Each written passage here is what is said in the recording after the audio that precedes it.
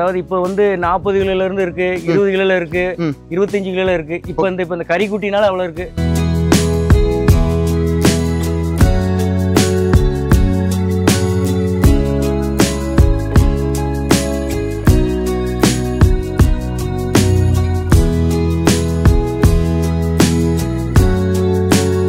இப்போ நான் வந்தாலும் நம்மகிட்ட குட்டி எந்த நேரம் பார்த்தாலும் 200 குட்டி கடந்துக்கிட்டே கிடக்கும்.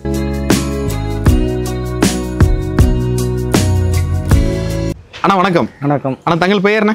என் பேர் இப்ராஹிம். அண்ணா நம்ம முகவரி சொல்லுங்க. நம்ம புதுப்பேட்டை ரவுமத்து நகர். நம்ம பண்ணையோட பெயர் அர்ரகமா ஃபார்ம். நம்மகிட்ட எவ்வளோ கிடாக்கள் வச்சிருக்கீங்கண்ணே? இப்போ வந்து ஒரு 200 குட்டிகிட்ட வச்சுருக்கோம். நம்ம கட்சி பெருநாள் இந்த மாதிரி இதில் 500 குட்டி 600 குட்டி வச்சுருப்போம். ஓ பக்ரீத் அந்த டைம் பக்ரீத் டயத்தில். ஓகே. இப்போ வந்து நாங்கள் கறிக்குட்டி வளர்த்துக்கிட்டு இருக்கோம். கறிக்குட்டி யார் என்ன கேட்டாலும் நம்மள்ட்ட எப்பவும் குட்டி உண்டு. நம்மள்ட்ட என்ன விதமான குட்டிகள் உங்கள்கிட்ட இருக்குண்ணே? நம்மள்ட்ட ஒரிஜினல் எட்டியாபுரம் குட்டி இருக்குது, வேறு மயிலம்பாடி இருக்குது, அப்புறம் செங்குட்டி இருக்குது. ஓகே. அப்புறம் இந்த கருங்கிடா கருப்பா சிலவங்க கேட்பாங்க, அதுக்கும் வளர்த்து வச்சிருக்கோம். மக்களுக்கு என்ன தேவையோ அது போல நாங்கள் வளர்த்து வச்சிருக்கோம். மக்களுக்கு என்ன விருப்பமோ அதைப்படி நீங்க வச்சுட்டு இருக்கீங்க. எல்லா விதமான செம்பரி குட்டிகள் உங்கள்கிட்ட இருக்கு. உண்டு. சரி ஓகே. நம்மகிட்ட வந்து வருடம் முழுவதும் குட்டி கிடைக்கும். நம்மள்ட்ட ஆமா வருஷம் ஃபுல்லா நம்மள்ட்ட குட்டி இருக்கு. இந்த டைம்ல தான் குட்டி அப்படிலாம் கிடையாது. கிடையாது. எப்போதுமே நம்மள்ட்ட குட்டி. யார் என்ன கேட்டு ஃபோன் பண்ணா போதும் குட்டி கொண்டு வந்துரும். சரி ஓகே. நம்மகிட்ட வந்து ஆவரேஜா என்ன வெயிட்ல இருந்து என்ன வெயிட் வரை குட்டி இருக்குண்ணே? அதாவது இப்போ வந்து 40 கிலோல இருந்து இருக்கு, 20 கிலோல இருக்கு, 25 கிலோல இருக்கு. இப்போ இந்த கறிக்குட்டினால அவ்வளோ இருக்கு. நம்மளோட இந்த பக்ரீத் டயத்துல வந்து 60 கிலோ இருந்து 50, 45, 30 இந்த மாதிரி வச்சிருப்போம். நாங்கள் அந்த மாதிரி சைஸ்ல வச்சிருப்போம். சைஸ் தான் வைப்போம். இப்போ பக்ரீத்துக்கு மட்டும் இந்த சீசனுக்கு மட்டும் தான் வளர்ப்போம். இப்போ வந்து கறிக்குட்டி வளர்க்கறதுனால இந்த சீசனுக்கு வந்து நம்ம பொட்டுக்குட்டி வந்து கம்மியாக தான் வளர்த்து வச்சிருக்கோம். சரி. கறிக்காவுக்கு இந்த இதெல்லாம் கேட்பாங்க, அதுக்காண்டி வளர்த்து வச்சிருக்கோம். இப்போ தற்சமயம் கறிக்குட்டி தான் நீங்க வளர்த்துட்டு இருக்கீங்க. ஆமா. சரி ஓகேண்ணே. நம்மகிட்ட மொத்தம் இப்போ எவ்வளோ ஆடு இருக்குன்னு சொன்னீங்க? 150 குட்டி நிற்க மாட்டேன். 150 குட்டிகள் இருக்கு. ஆனால் குட்டிகள் எங்கே பர்ச்சேஸ் பண்ணுறீங்கண்ணா? நம்ம வந்து எட்டயபுரம் சந்தையில் தான் பண்ணுறோம். ஓகே. பண்ணுறதுல வந்து குட்டிகளை மொத்தமாக நிற்கும். ஒரு 50 குட்டி நின்றுச்சுன்னா அதில் ஒரு 20 குட்டி தான் எடுப்போம். அது கூட 1000 ரூபா சொல்லுவாங்க. ஓகே. கொடுத்து வாங்கிட்டு வந்து நம்ம குட்டி பார்த்து முகலட்சணமாக வாங்குறதுக்காண்டி நான் வளர்க்குறதுக்காண்டி வாங்கிட்டு வருவேன். அது ஆண்டு முன்னத்தில் நல்லா தெளிச்சியாக கொடுக்கும், நல்லா தரமாக இருக்கும். நல்லா இருக்கும் குட்டி. நல்ல குட்டி மட்டும் தான் வாங்குவீங்க? நல்ல குட்டி மட்டும் தான் வாங்குவோம். தெளிச்சு பார்த்து வாங்குவோம்.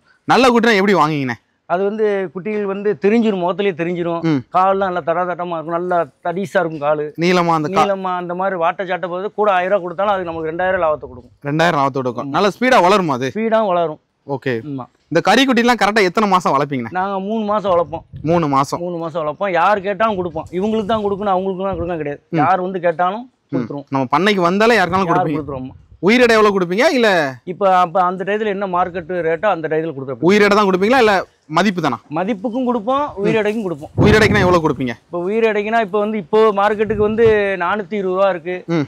நேற்று வரை 430 இருந்துச்சு, இன்னைக்கு 420 தான் இருக்கு. இப்படி அந்த டயத்தில் என்ன ரேட்டோ அப்படி கொடுத்துருவோம். சரி ஓகே. இதில் வந்து மயிலம்பாடிக்கு ஒரு ரேட்டு, பொட்டுக்கு ஒரு ரேட்டு அப்படிலாம் கிடையாதா? அப்படி உண்டு. பொட்டுக்கு என்ன ரேட்டு சொல்லுங்க? பொட்டுக்கு வந்து உயிரோட இடைக்கு 450 ரூபாய் எடுப்போம் இந்த சீசன்ல. சரி. அதுக்கப்புறம் பக்ரீத் டேலாம் கூடும். மயிலம்பாடி எவ்வளோன்னு கொடுப்பீங்க? மயிலம்பாடி தான் 420, 430. அது வந்து இதோட கம்மியாக தான் இருக்கும். ஆமா, கம்மியாக தான். சரி. நீங்கள் நாட்டுக்குட்டி எப்படி கொடுப்பீங்க? நாட்டுக்குட்டி எல்லாம் அதான் அவங்க வந்து பீஸ் கணக்கு தான் வேணும்பாங்க, அதனால பீஸ் கணக்கிலே கொடுத்துருவோம். பீஸ் கணக்கிலே கொடுத்துட்டு இருக்கீங்க. சரி. நீங்கள் வந்து ஃபுல்லாகவே செம்பரியாடு வளர்த்துட்டு இருக்கீங்க. வெள்ளாடு வளர்க்கலாமே, செம்பரியாடு வளர்க்குறீங்கண்ணே? செம்பரியாடு வந்து பாட்டில் இற போட்டு அது பாட்டில் கிடக்கும். வெள்ளாடு வந்து வெளியில கண்டிப்பா போய் ஆகணும். அதுக்கு நம்மளுக்கு போக முடியாது. இப்படியே பார்த்துக்கிட்டு இருக்கனால. உங்களுக்கு மார்க்கெட்டிங் எது நல்லா இருக்குண்ணே? மார்க்கெட்டிங் இது வந்து அல்லா புண்ணியத்தில் வந்து நல்லா வந்து உயிர் சேதம் இல்லாமல் இருந்தால் இதுதான் சூப்பர் மார்க்கெட்டிங். ஓ, செம்பரியாடு தான் பெஸ்ட்னு சொல்றீங்க. வெள்ளாடு வளர்த்துருக்கீங்களா? வளர்த்துருக்கோம். அது நமக்கு அது சரிப்படலை. இதான் உங்களுக்கு பெஸ்ட்டாக தெரியுது. ஆமாம். சரி. இதுலேயே மயிலம்பாடி நல்லா இருக்கா, பொட்டு நல்லா இருக்கா, நாட்டுக்குட்டி நல்லா இருக்காண்ணே? ஒரு ஆள் டேஸ்ட்டுக்கு நம்ம வந்து என்ன சொல்லுன்னு தெரியல. அதாவது சிலவங்க மயிலம்பாடி தான் வேணும் விரும்புவாங்க, சிலவங்க பொட்டுக்குட்டி தான் வேணும்பாங்க, சிலவங்க நாட்டுக்குட்டி தான் வேணும்பாங்க. அதுக்கு தான் நாங்கள் 3மே வளர்த்துருவோம். 3மே வளர்த்து திரும்பி போகக்கூடாது அப்படின்னு. ஓ, திரும்பி போயிடக்கூடாதுன்னு சொல்லி நீங்கள் பர்ச்சேஸ் பண்ணுறது இப்போ எட்டயபுரம் நல்லா இருக்கா, இல்லை மேலப்பாளையம் நல்லா இருக்கா, இல்லை முக்குடல் நல்லா இருக்கா? 3 சந்தையில் ஏதாச்சும் ஒரு சந்தையில் தான் எங்களுக்கு குட்டி செட் ஆகும். ஓகே. எல்லா சந்தையிலையுமே நம்ம போய் தான் ஆகணும். அலைஞ்சு தெரிஞ்சு போனால் நல்ல நம்ம பிடிக்க குட்டி வேணும்னா 4 இடத்துக்கு போய் தானே ஆகணும். ஓ, அப்படி தான் வாங்கிட்டு இருக்கீங்க? அப்படி தான் வாங்குவோம். நம்ம வந்து டேரெக்டாக நீங்கள் வந்து ஆடு வளர்க்குறவங்களை வாங்கலாமே? ஆடு வளர்க்குற வாங்கினாங்கன்னா அது வந்து நம்மளுக்கு வந்து அது சாத்தியப்படாது. நம்மளா பார்த்து வாங்கினா தான் சரியா. அவங்களும் ஒரு ரேட்டு சொல்லுவாங்க, நம்ம ஒரு ரேட்டு சொல்லுவாங்க. சாத்தியம் நம்ம சந்தையில் வந்து பண்ணையில் வந்து கொஞ்சம் ரேட்டு முன்ன பின்ன வாங்கிக்கலாம். பிடிச்ச குட்டியை வாங்கிக்கலாம். பண்ணையிலங்கும் போது நீங்க 50 குட்டி எடுங்கம்பாங்க. அந்த 50 குட்டியை வாங்கி நம்மளுக்கு அந்த பிடிக்காத குட்டி நிறைய இருக்கும், அதை நம்ம இது பண்ண முடியும், அது நமக்கு செட் ஆகாது. அதனால தான் நீங்க சந்தையில வந்து கூட 1000 ரூபாய் போனாலும் பிரச்சனை இல்லை வாங்கிட்டு இருக்கீங்க. கழிச்சு வாங்கிட்டு வந்துரும். சரி, எத்தனை மாசம் குட்டி நீங்க எப்போதும் வாங்குவீங்க? பக்ரீத்துக்கு வளர்க்குற குட்டி போனா 4 மாசம் குட்டி வளங்குவோம். வாங்கி கரெக்டா ஒரு 8 மாசத்துக்கு முன்னாலே வாங்கிடுவோம். 4 மாசம் குட்டி 8 மாசம் வாங்கினா ஆண்ட முனித்துல 50 கிலோ 60 கிலோ வரும். ஓகே, அந்த மாதிரி பல்லு போடணும்ல, அதுக்காண்டி வாங்கிடுவாங்க இந்த குட்டி. ஓகே, இந்த குட்டிகள் எத்தனை மாசம் குட்டி வாங்குவீங்க? இந்த பாவா கறிக்குட்டிகள் வந்து 3 மாசம் குட்டி தான் வாங்குவேன். 3 மாசம் குட்டி தான். 3 மாசம் வாங்கி 3 மாசம் வளர்ப்பேன். 6 மாசம் குட்டி ஆயிரும். குட்டி எப்படி பார்த்தாலும் ஆண்ட முனியத்துல எப்படி பார்த்தாலும் 30 கிலோ வெயிட்டுக்கு வரும். ஒரு நமக்கு ஓரளவு லாபம் இருக்குங்களா? அல்ஹம்துலில்லாஹ், அல்லா புண்ணியத்துல நல்ல லாபம் இருக்கும். ஒரு சிலர் சொல்றாங்க ஒரு மாசத்துல 5 கிலோ ஏறும், 6 கிலோ ஏறும். அப்படி எத்தனை கிலோ உங்களுடைய கணிப்பு எவ்வளவு ஏறும்? ஏன்னா பொய் சொல்லி நம்ம வியாபாரம் பண்ண நமக்கு தேவை கிடையாது. அல்லா புண்ணியத்துல எப்படி பார்த்தாலும் மேக்சிமம் ஒரு வளராத குட்டி கூட 3 கிலோ வெயிட் கண்டிப்பாக போட்டும். கண்டிப்பா 5 கிலோ மேக்சிமம் ஏறிடும். அவரேஜ் 5 கிலோ நமக்கு வந்து பிரச்சனை இருக்காது. நல்லா இருக்கும். இப்போ குட்டி நம்ம வளர்க்குறோம், வளர்த்தாலே நோய் மேலாண்மை ரொம்பவே பாதிப்பு. ஏன்னா இருக்கையிலே நஷ்டம் வர்றதுதான். அதான் அந்த ஆண்டவன் வந்து அந்த நோய் மட்டும் கொடுக்கலன்னு வைங்களேன், இப்ப ஆடு வைக்கிற பண்ணக்காரங்க தான் பெரிய பண்ணக்காரனாவே இருப்பாங்க. ஓகே, அந்த முனியத்துல எந்த நேரம் எதுனே சொல்ல முடியாது. எந்திரிச்சு பார்த்தா தொழுல ஒரு குட்டி செத்து கிடக்கும். அது எப்படி செத்துச்சுன்னு அல்லாவுக்கு தான் தெரியும், நம்மளுக்கு தெரியாது.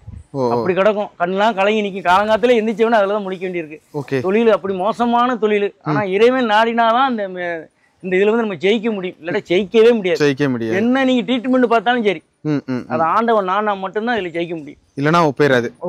என்னென்ன நோய்கள் வரும் அதை பத்தி சொல்லுங்க. வந்து கால் வாக்கான வரும், சரி, வாய் வாக்கான வேற வரும், அடுத்தால மஞ்சக்காமலும் வரும். அடுத்தால என்ன ஆகி போச்சுன்னா காய்ச்சல் அடிக்கடி வரும் குட்டிகள். இன்னைக்கு கூட ஒரு 3 குட்டி காய்ச்சல் கேட்டீங்களா, இந்த மாதிரி வந்துகிட்டே இருக்கு, அடிக்கடி வந்துகிட்டே இருக்கு. என்ன அப்புறம் வயிறு வேதனைகள் அதிகமா வரும், அதையும் பார்க்கணும். ஒரு ஆள் எப்ப பார்த்தாலும் இந்த பண்ணையில இருந்துகிட்டே இருக்கணும். நல்லதுக்கும் போக முடியாது, கெட்டதுக்கும் போக முடியாது. குட்டி வந்து பார்த்துட்டே இருக்கணும், பார்த்துக்கிட்டே இருக்கணும். அதுக்கு ட்ரீட்மெண்ட் எப்படி உடனே பண்ணணுமா? எப்படி உடனே பண்ணணும். அது என்ன ட்ரீட்மெண்ட் உடனே பார்த்துடணும். காய்ச்சலா, வாயில இருந்து புண்ணு இருக்கா, இந்த மாதிரி ஒண்ணு எப்ப பார்த்தாலும் மெடிசன் வச்சுட்டே இருக்கும். டாக்டர் கன்சல்ட் பண்ணி கொடுத்துட்டு இருக்கீங்க. டாக்டர் போன் பண்ணி கேப்ப எது செஞ்சுருவோம் அவசரத்துக்கு. அந்த மாதிரி பண்ணிட்டு இருக்கீங்கன்னா அது பண்ணனால தான் நம்ம உயிரிழப்பு பிரச்சனை இல்லாம இருக்கு. உயிரிழப்பு 100க்கு எப்படி 100 குட்டி வாங்கினாலும் எப்படி ஒரு ஆண்டவன் முனியத்துல ஒரு 5 குட்டி ஆண்டவனுக்கு போயிரும். மாற்றங்கள் கிடையாது. எது ரொம்ப பாதிக்கும் நம்மள? காய்ச்சல்லாம் பாதிக்காது. இந்த மஞ்சக்காமலை நம்மள சோழி முடிச்சு. மஞ்சக்காமலை எப்படி அறிகுறி, அதை பத்தி சொல்லுங்க. அறிகுறி நம்மளுக்கே தெரியாது. இறையோட போய் லைட்ல திங்கும், ஓரமா அப்படியே நிக்கும், மந்தம் முடிச்ச மாதிரியே நிக்கும். ஓகே, அது நல்ல அந்த கணிச்சு நல்லா கூர்ந்து அந்த குட்டியை பார்த்தாங்கன்னு வைங்களேன், தூக்கிடுவாங்க. நம்மள வந்து அனுபவங்கள் பத்தாதவங்க மாட்டிக்கிடுவாங்க. அந்த அது பார்த்துல காய்ச்சல், அது மஞ்சக்காமலைன்னா நம்ம தெரிஞ்சிடும், குட்டி தெரிஞ்சிடும். அது வந்து காப்பாற்ற முடியாது. மேக்சிமம் இறைவனானா காப்பாத்திடலாம். நாங்க ஒரு 3 குட்டி காப்பாத்தினோம், 3 குட்டி மஞ்சக்காமலை பழி கொடுத்துட்டீங்க. ஓ, எப்படி கொஞ்சம் நஷ்டங்கள் வரதான் செய்யும். நிறைய பேர் பேட்டி கொடுக்காங்க, பெருமைக்கு தான் பேட்டி கொடுக்காங்க. அப்படி லாபம் வருது, இப்படி லாபம் வருது, அப்படிலாம் ஒன்றும் கிடையாது. இறைவன் நாடுனா மட்டும்தான் லாபங்கள் வரும். நாங்கள் இப்படி பார்த்துருவோம், நாங்கள் அப்படி பார்த்துருவோம் அப்படிங்க, அப்படிலாம் கிடையவே கிடையாது. நிறைய பேர் நிறைய இடத்துல இந்த நடந்துக்கிட்டே இருக்கு. சரிங்களா, அது சொல்ல மாட்டாங்க. நம்ம என்ன செஞ்சோம், சோசியலா சொல்லிடுறோம். அவ்வளோதான் வித்தியாசம். மத்தபடி தடுப்பூசி இந்த மாதிரிலாம் நாங்கள் போட்டுருவோம், பிபிஆர் போட்டுருவோம்.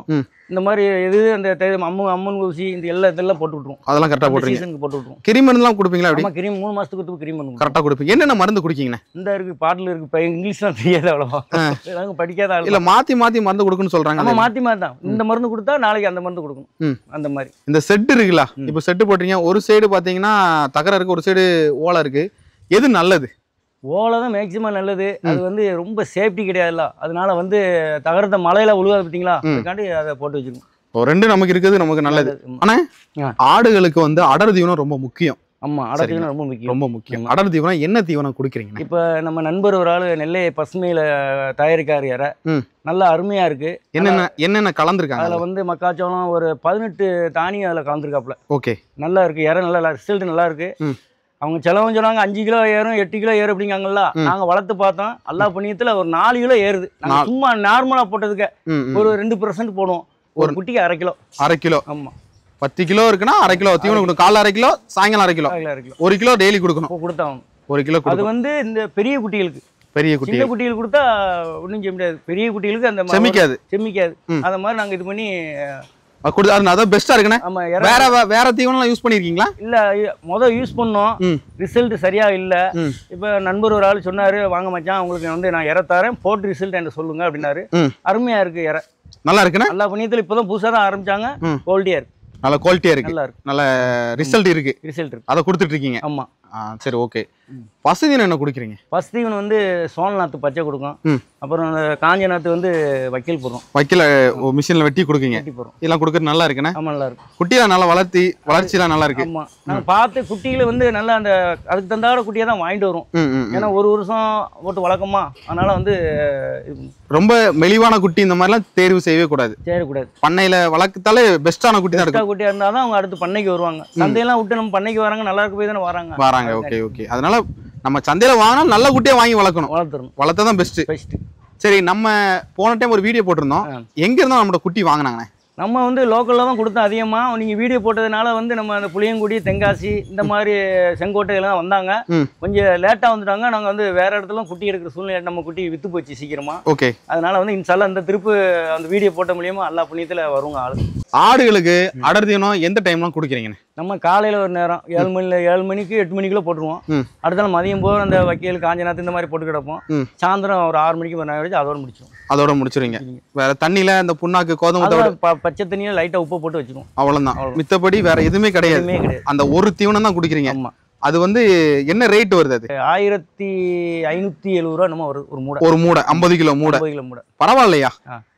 பரவாயில்ல. உங்களுக்கு வந்து ரிசல்ட் இருக்கலாம். ரிசல்ட் இருக்குண்ணே. நம்ம கூட பைசா செலவழிச்சாலும் இப்ப ஒரு இடத்துல போய் நம்ம போட்டு வேலை மெனக்கட்டி விட்டு போய் ஒரு இடத்துல ஒரு ஜாமான் வாங்கணும். இவர் எல்லாம் மொத்தமா சேர்த்து தந்துடுறாருல.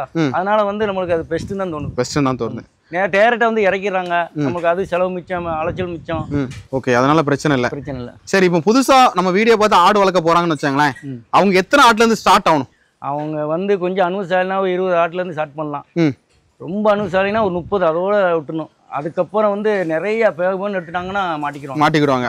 கொஞ்சம் அனுபவம் வந்தா தான் முடியும். அனுபவம் இருந்தால் தான் முடியும். 2 நேரம் நாணயம் மவுன்னு பார்த்துக்கிட்டு இருக்கனாலே தவறிடுது சில இதுல.